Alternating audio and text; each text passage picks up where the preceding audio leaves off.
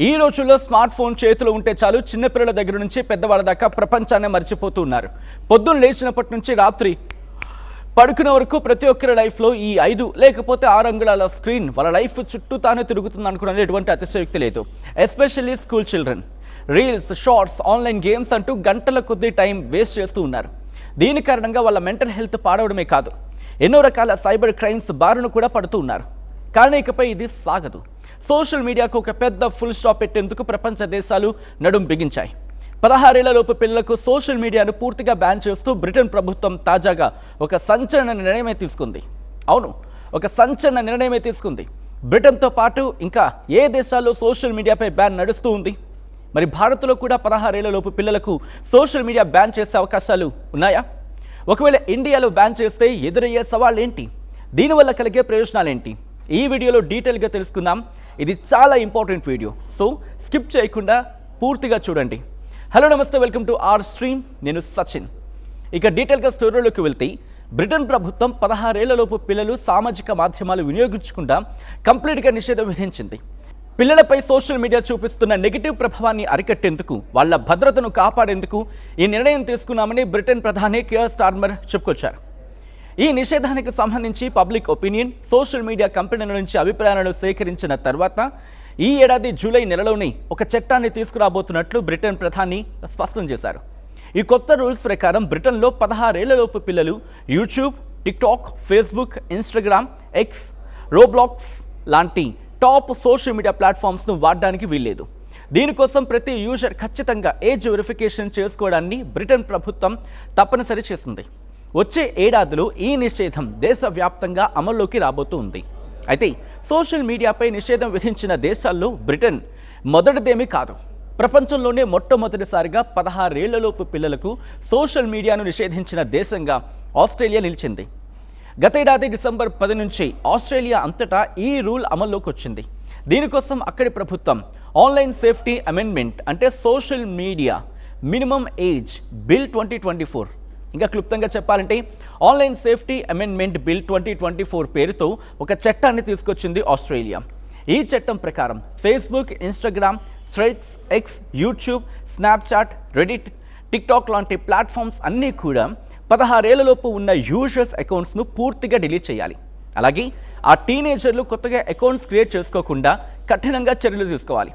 ఒకవేళ ఈ రూల్స్ పాటించకపోతే సోషల్ మీడియా కంపెనీలకు ఏకంగా $49.5 మిలియన్, అంటే మన భారతీయ కరెన్సీలో చెప్పాలంటే సుమారుగా 400 కోట్లకు పైగా భారీ పెనాల్టీ విధిస్తారు.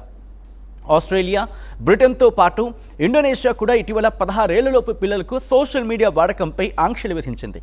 అటు అమెరికాలోని పలు రాష్ట్రాల్లో కూడా 14 ఏళ్లలోపు పిల్లలకు సోషల్ మీడియా వాడకంపై నిషేధం విధిస్తూ నిర్ణయాలు తీసుకుంది అక్కడి ప్రభుత్వం.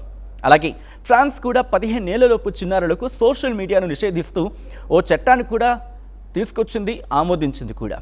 ఈ ఏడాది సెప్టెంబర్లోనే ఇది అమలు కాబోతున్నట్లు తెలుస్తూ ఉంది. దీన్ని బట్టి చూస్తే ప్రపంచవ్యాప్తంగా టీనేజర్స్ను సోషల్ మీడియా బారిన పడకుండా కాపాడుకోవడానికి గ్లోబల్గా ఒక పెద్ద మూవ్మెంట్ నడుస్తోందని మనకు అర్థమవుతూ ఉంది. ఇలా చాలా దేశాలు పిల్లలపై సోషల్ మీడియా బ్యాన్ చేస్తూ ఉంటే ఇప్పుడు అందరి దృష్టి మన భారత్పైనే పడింది. ఎందుకంటే ప్రపంచంలోనే అత్యధికంగా ఇంటర్నెట్, సోషల్ మీడియా యూజర్స్ భారత్లోనే ఉన్నారు. మరి విదేశాల తరహాలోనే భారత్లో కూడా 16 ఏళ్లలోపు పిల్లలకు సోషల్ మీడియా బ్యాన్ చేసే అవకాశాలు ఉన్నాయా? అసలు ఇండియాలో ఇలాంటి చట్టం వస్తే ఎలాంటి పరిస్థితులు ఉంటాయి? దీనికి సమాధానం తెలుసుకోవాలంటే మొదట మన దేశంలో ప్రెజెంట్ సిచ్యువేషన్స్, చట్టాలు ఏంటో చూడాలి. ప్రస్తుతం భారత్లో కూడా digital personal data protection, DPDP, let me repeat, digital personal data protection, DPDP act లాంటి చట్టాల ద్వారా పిల్లల డేటా సేఫ్టీపై కొన్ని రూల్స్ ఉన్నాయి, కొన్ని నియమాలు ఉన్నాయి. కానీ విదేశాల మాదిరిగా కంప్లీట్ ఏజ్ బ్యాన్ లాంటి ప్రతిపాదన ప్రస్తుతానికి అధికారికంగా మన దగ్గర లేదు. అయితే ఫ్యూచర్లో మన ప్రభుత్వం కూడా ఈ దిశగా అడుగులు వేసే అవకాశాలను కొట్టిపారేయలేం.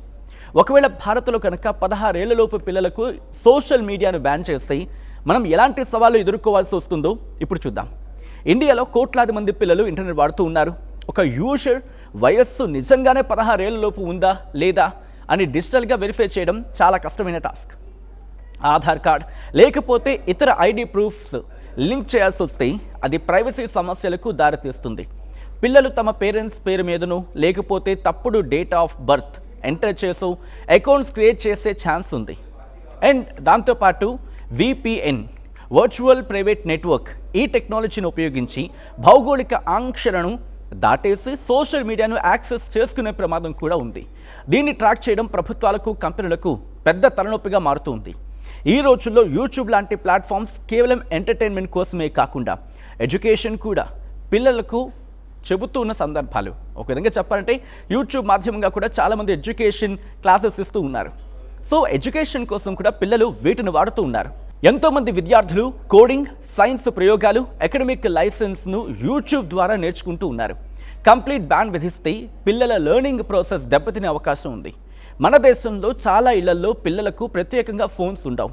దాదాపుగా ప్రతి ఇంట్లో కూడా మీరు గమనిస్తే, ఇప్పుడు ఆన్ అండ్ యావరేజ్గా అనుకున్నా, ఇప్పుడు లీస్ట్ కండిషన్స్లో అనుకున్నా, తల్లిదండ్రుల ఫోన్లనే వాళ్ళు వాడుతూ ఉంటారు.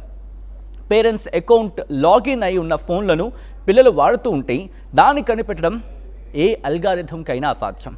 అలాగే మన దేశంలో చాలామంది తల్లిదండ్రులకు పేరెంటల్ కంట్రోల్ యాప్స్ పైన కనీసం అవగాహన లేదు అనేది ఒప్పుకోవాల్సిన సత్యం.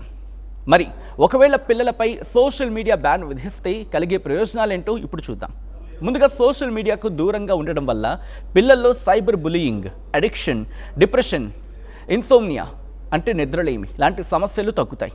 స్క్రీన్ టైం తగ్గి పిల్లలు ఫిజికల్ యాక్టివిటీస్, అవుట్డోర్ గేమ్స్ వైపు మొగ్గు చూపుతారు. ఇది వారి శారీరక, మానసిక ఎదుగుదలకు ఎంతో హెల్ప్ అవుతుంది.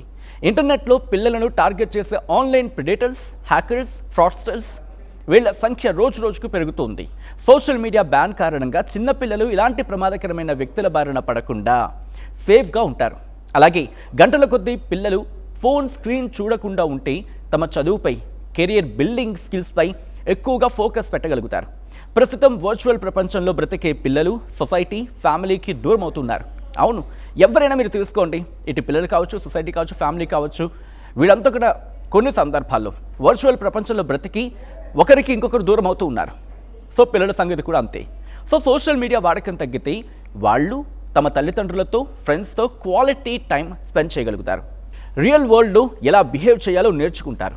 భారత్లో సోషల్ మీడియా బ్యాన్ చట్టం తేవడం కారణంగా కొన్ని టెక్నికల్ ఇబ్బందులు తలెత్తుతాయి. లాంగ్ రన్లో మాత్రం ఇది ఇంకా చెప్పాలంటే మన పిల్లల భద్రతకు, వాళ్ళ బంగారు భవిష్యత్తుకు ఉపయోగపడుతుంది. అయితే ప్రభుత్వం చట్టాలు తెచ్చే వరకు ఆగకుండా ప్రతి ఒక్క తల్లిదండ్రులు కూడా తమ పిల్లల స్క్రీన్ టైంపై ఒక కన్నేసి ఉంచాలి. డిజిటల్ డిటాక్స్ను అలవాటు చేయాలి. మరి 16 ఏళ్లలోపు పిల్లలపై సోషల్ మీడియా బ్యాన్ విధించిన బ్రిటన్, ఆస్ట్రేలియా ప్రభుత్వాల నిర్ణయంపై మీ అభిప్రాయం ఏంటి? మన భారత్లో కూడా 16 ఏళ్లలోపు పిల్లలకు సోషల్ మీడియాను పూర్తిగా బ్యాన్ చేయాలా వద్దా? కింద కామెంట్ బాక్స్ ఉంటుంది. కామెంట్ బాక్స్లో మీ ఒపీనియన్ని షేర్ చేసుకోండి. మరిన్ని ఇంట్రెస్టింగ్ వీడియోస్ కోసం ఆశ్రయం ఛానల్ని సబ్స్క్రైబ్ చేసుకోండి.